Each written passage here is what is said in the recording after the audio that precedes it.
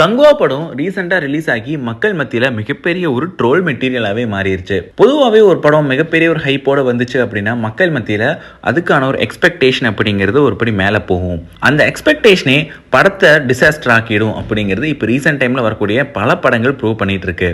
அந்த வரிசையில தான் ஜாயின் பண்ணியிருக்கு கங்குவா திரைப்படம். இந்த படம் ரிலீஸ் ஆகிறதுக்கு முன்னாடி இந்த படத்தை சேர்ந்தவங்க எல்லாருமே படத்துக்கு கொடுத்த அந்த ஓவர் பில்டப் தான் படத்தை அடிமட்டத்துக்கு தள்ளிருச்சுன்னே சொல்லலாம். ஒரு படத்தை பார்த்து அந்த படம் பிடிக்கல அப்படின்னா அந்த படத்தை ஒரு ஃபன் எலிமெண்டா ட்ரோல் பண்ணிட்டு போற ஆடியன்ஸ் நம்ம பார்த்துருப்போம். ஆனா என்னோட 200 ரூபாயை வேஸ்ட் பண்ணிட்டீங்க, சூர்யா ஸ்கேம் பண்ணிட்டாருன்னு சொல்லிட்டு கொந்தளிக்கக்கூடிய கோவப்படக்கூடிய ஆடியன்ஸ் தான் இந்த படத்தில் நம்ம பார்த்துருக்கோம்.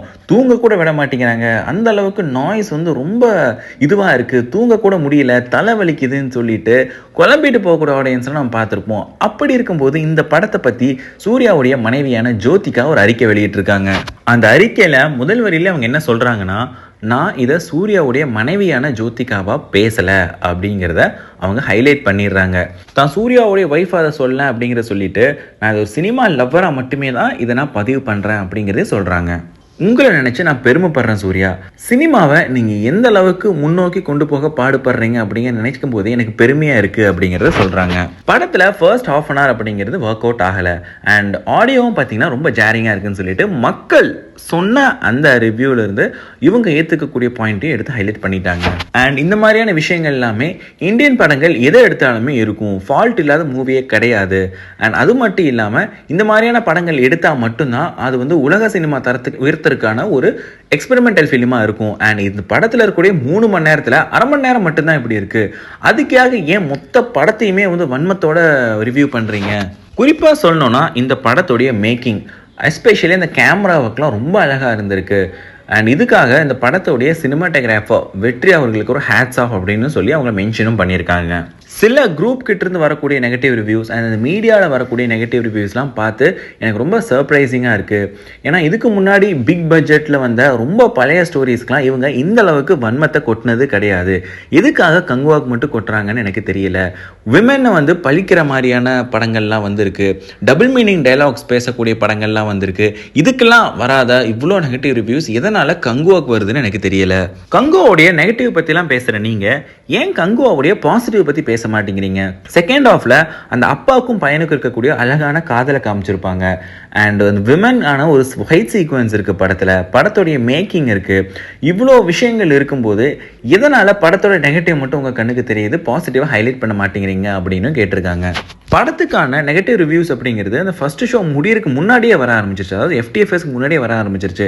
இது மூலமா ஒரு பர்டிகுலர் குரூப்ஸோ இல்லை பலவிதமான குரூப்ஸோ இந்த படம் ஓடக்கூடாதுன்னு சொல்லிட்டு ஒரு பர்சனல் விஞ்சியன்ஸோட செயல்படுற மாதிரி தெரியுதுன்னு சொல்றாங்க. கங்குவா படத்துடைய கான்செப்டுக்கும் அதோடைய 3D விஷுவலுக்கும் இந்த என்டையர் டீமோட எஃபர்ட்டுக்கும் கண்டிப்பாக அப்ளாஸ் அப்படிங்கிறது கிடைச்சே ஆகணும் அப்படிங்கிறது அந்த இடத்துல மென்ஷன் பண்ணியிருக்காங்க ஜோதிகா. கடைசியாக கங்குவா டீம் நீங்கள் பெருமைப்படுங்க. உங்களுடைய எஃபர்ட்ஸ் அவங்களால கமெண்ட் மட்டும்தான் பண்ண முடியும், நெகட்டிவிட்டியை தூக்கி ஸ்ப்ரெட் பண்ண தான் முடியும். ஆனால் சினிமாவை ஒரு படி மேலே உயர்த்தறதுக்கான எஃபர்ட் எதுவுமே அவங்க கமெண்டேட்டர்ஸ்னால போட முடியாதுங்கிற மாதிரி அந்த நெகட்டிவ் ரிவ்யூஸ் கொடுக்குறவங்களே ஹைலைட் பண்ணி பேசியிருக்காங்க ஜோதிகா. அண்ட் இதை படிக்கும்போது ஒரு படத்தை நீங்கள் 2 கோணத்துலையும் பார்க்கணும். படத்தில் ஒரு சில பார்ட்ஸ் நெகட்டிவாக இருக்குங்கிற பட்சத்தில் படம் மொத்தையுமே நெகட்டிவாக தான் இருக்குது அப்படிங்கிற ஒரு பிம்பத்தை கிரியேட் பண்ணிடக்கூடாது.